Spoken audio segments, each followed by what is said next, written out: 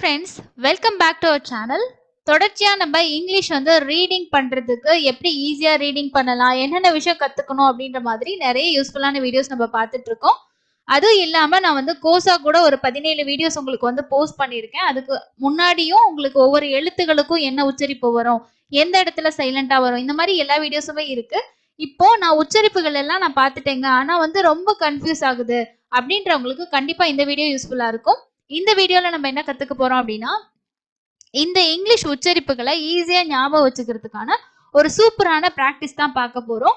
இந்த பயிற்சியை நீங்க இங்கிலீஷ்ல இருக்க எல்லா எழுத்துக்கள், அதாவது உயிரெழுத்துக்கள் தவிர மீதி இருக்க எழுத்துக்களுக்கு நீங்க ப்ரிப்பேர் பண்ணி ஒரு சார்ட் மாதிரி ரெடி பண்ணிட்டு டெய்லி நீங்க பிராக்டிஸ் பண்ணீங்கன்னா கண்டிப்பா உங்களுக்கு இந்த உச்சரிப்பு ப்ராப்ளம்ஸ் வந்து இருக்காது. ஸோ நமக்கு வந்து மைண்ட்ல நல்லா செட் ஆயிரும், இந்த எழுத்துக்கு இந்தந்த உச்சரிப்பு தான் இருக்கு அப்படின்றத.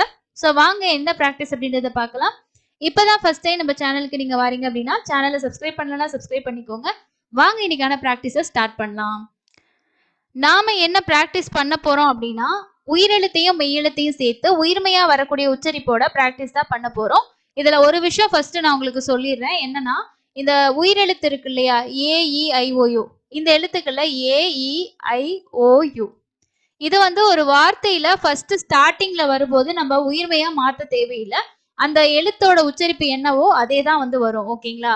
ஸோ இதுவே வந்து ஒரு கான்சனன்ட், ஒரு மெய்யெழுத்துக்கு அடுத்ததா உயிரெழுத்து வரும்போது அது உயிர்மையா வந்து கன்வெர்ட் ஆகுது. இங்கதான் நமக்கு பிரச்சனையே இருக்கு. இப்ப நான் வந்து உங்களுக்கு ஒரு சில எழுத்துக்களுக்கு மட்டும் இந்த சார்ட் மாதிரி ப்ரிப்பேர் பண்ணி கொடுத்துருக்கேன். நீங்க பேலன்ஸ் இருக்க எழுத்துக்களுக்கு நான் எப்படி ப்ரிப்பேர் பண்ணியிருக்கனோ அதே மாதிரி ப்ரிப்பேர் பண்ணி நீங்க டெய்லியும் இதை படிச்சு ப்ராக்டிஸ் பண்ணிட்டீங்கன்னா ஒரு சின்ன சின்ன வார்த்தைகள், ஃபர்ஸ்ட் வந்து ஒரு 4 லெட்டர் வார்த்தை, 5 எழுத்து வார்த்தை, 6 எழுத்து வார்த்தை, இந்த மாதிரி நீங்க வார்த்தைகள் படிக்கும் போது உங்களுக்கு ரொம்ப ஈஸியா இருக்கும். ஸோ இந்த பயிற்சி எப்படி அப்படின்றத நான் உங்களுக்கு சொல்றேன் பாருங்க. இப்போ இதுல வந்து நான் என்ன பண்ணிருக்கேன்னா, ஃபர்ஸ்ட் பிக்கு வந்து கொடுத்துருக்கேன். ஸோ இங்க BA அப்படின்றது என்னன்னா, பியோட உச்சரிப்பு நமக்கு இப்பு, ஏயோட உச்சரிப்பு வந்து பாத்தீங்கன்னா 4 உச்சரிப்பு இருக்கு ஏக்கு. ஒண்ணு வந்து ஆ, இன்னொன்னு ஆ, அடுத்து வந்து பாத்தீங்கன்னா ஏ, ஓகேங்களா? ஸோ அ ஏ 4 உச்சரிப்பு ஏக்கு இருக்கு. ஸோ இதை வந்து நம்ம 4 உச்சரிப்பையும் கன்வெர்ட் பண்ணி எப்படி வருது பாருங்க, பா, பா, பே, பே. ஓகேங்களா? ஸோ இந்த மாதிரி நம்ம படிச்சு பிராக்டிஸ் பண்ணும். அப்ப பிஏக்கு ஒரு உச்சரிப்பு பா, பா, பே, பே. ஓகேங்களா? ஸோ இதுதான் பிராக்டிஸ், இதை தான் நம்ம பண்ணணும். அதே போல ஈக்கு பாருங்க, ஈக்கு வந்து 3 விதமான உச்சரிப்பு இருக்கு. ஓகேங்களா? ஸோ பி கூட ஈ சேர்ந்து வரும்போது ஈக்கு வந்து 3 உச்சரிப்பு இருக்கு. எல்லா இடத்துலயும் அதே உச்சரிப்பு தான் வரும். ஈக்கு ஒரு உச்சரிப்பு வந்து ஈன்ற உச்சரிப்பே இருக்கு, இன்னொன்னு ஈ அப்படின்ற நெடில் உச்சரிப்பு. நெக்ஸ்ட் வந்து ஏ. ஸோ இப்பு இ பி, இப்பு இ பி, இப்பு ஏ பே. அதாவது இப்போ பென் அப்படின்ற வார்த்தையை நீங்க படிக்க போறீங்க, BEN. ஓகேங்களா?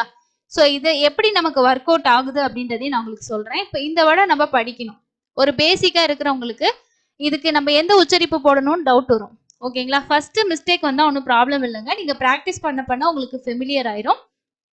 இப்போ BEN, பின் அப்படின்னு சொல்லி படிக்கிறோம். அடுத்து பீன். மேக்சிமம் பாத்தீங்கன்னா இந்த ஈன்ற சவுண்ட் வந்து டபுள் இ வர்ற இடத்துல ஈன்னு சொல்லி வரும். ஓகேவா? அப்ப பீன் அப்படின்னு படிப்போம். Next pen. ஓகேவா? பென். ஸோ இந்த BEN வர இடத்துல இந்த BE வந்துச்சுன்னா 3 சவுண்ட் அப்படின்றத இந்த பிராக்டிஸ் பண்ணும்போது உங்களோட மைண்டுக்கு கண்டிப்பா தெரியும். ஓகே, BE வந்துச்சுன்னா இந்த 3 சவுண்டு தான் வரும் அப்படின்றது. ஸோ அதுக்காக தான் இந்த பிராக்டிஸ் நான் உங்களுக்கு பண்ணுங்க அப்படின்னு சொல்றேன். நெக்ஸ்ட் ஐக்கு பாருங்க, ஐய பொறுத்த வரைக்கும் அந்த ஐ அப்படின்ற அந்த எழுத்தோட உச்சரிப்பே வரும், ஐ. அடுத்து பாத்தீங்கன்னா இ. ஸோ இப்பு ஐ பை, இப்பு இ பி. இந்த சைடு ஓ பாருங்க, ஓக்கு ஓ, ஓ. நெக்ஸ்ட் ஆ, ஆ 4 சவுண்ட் இருக்கு. அப்ப இப்பு ஓ போ, இப்பு ஓ போ, இப்பு ஆ பா, இப்பு ஆ பா, இப்பு ஊ. இங்க பாத்தீங்கன்னா ஊ சவுண்டும் நெக்ஸ்ட் ஆ சவுண்டு யூக்கு. அது மாதிரி யூக்கு யூன்ற எழுத்தோட சவுண்டே இருக்கும். ஸோ நம்ம வேறுபட்ட எழுத்து உச்சரிப்பு வர்றது இது ரெண்டு தான். அப்ப இப்பு பூ, இப்பு ஆ பா. இந்த மாதிரி நம்ம இப்ப பிக்கு ஃபுல்லா படிச்சிட்டோம். இதே நீங்க ரிப்பீட்டடா பிராக்டிஸ் பண்ணீங்கன்னா உங்களோட மைண்ட்ல வந்து செட் ஆயிரும். ஸோ இதே மாதிரி நம்ம அடுத்த எழுத்துக்களுக்கும் வந்து இதே பிராக்டிஸ் தான் நம்ம பண்ணலாம். அடுத்த எழுத்து சி. ஸோ இதுல வந்து சிக்கும் ஜிக்கும் வந்து நமக்கு இந்த ஐயும் ஈயும் சேர்ந்து வரும்போது நமக்கு வேற சவுண்ட் வரும். அதாவது சியை பொறுத்த வரைக்கும் 2 சவுண்ட் இருக்கு, ஒன்னு ஹார்ட் சவுண்டு, ஒன்னு சாஃப்ட் சவுண்டு அப்படின்னு சொல்லுவோம். ஹார்ட் அப்படின்றது இக்கு அப்படின்ற சவுண்டும் ஒன்று இஸ்ஸு, அதாவது இஸ்ஸு அப்படின்ற சவுண்டு நம்ம சொல்லுவோம். ஓகேவா? இஸ்ன்றது இங்க ஈக்கும் அதே போல ஐக்கும் வரும்போது இஸ் அப்படின்னு வரும். அண்ட் நெக்ஸ்ட் மற்ற எழுத்துக்களுக்கு எல்லாமே நமக்கு இக்கு அப்படின்ற சவுண்டு தான் வரும். ஸோ இக்கு ஆ கா, இக்கு ஆ கா, இக்கு ஏ கே, இக்கு ஏ கே, இஸ்ஸு இ சி, இஸ்ஸு ஈ ஈன்ற சவுண்டு, அப்போ சி, இஸ்ஸு ஏ சே, நெக்ஸ்ட் இஸ்ஸு ஐ அப்படிங்கிறது சை, நெக்ஸ்ட் இஸ்ஸு இ சி. இப்போ சைக்கிள் சைக்கிள் அதுக்கு வந்து பாத்தீங்கன்னா சி வை வரும். ஓகேவா? ஸோ இந்த வை அப்படின்றதுக்கும் ஐ இந்த ரெண்டு சவுண்டுமே நமக்கு வரும். அது அடிஷனலா நீங்க வந்து தெரிஞ்சு வச்சுக்கணும். ஏன்னா வையும் நமக்கு பார்ஷியலா வவலா வருது இல்லையா, அதுக்காக தான். நெக்ஸ்ட் பாருங்க சி ஓக்கு வந்து இங்கே அதே சவுண்டு தான், ஓ ஓ.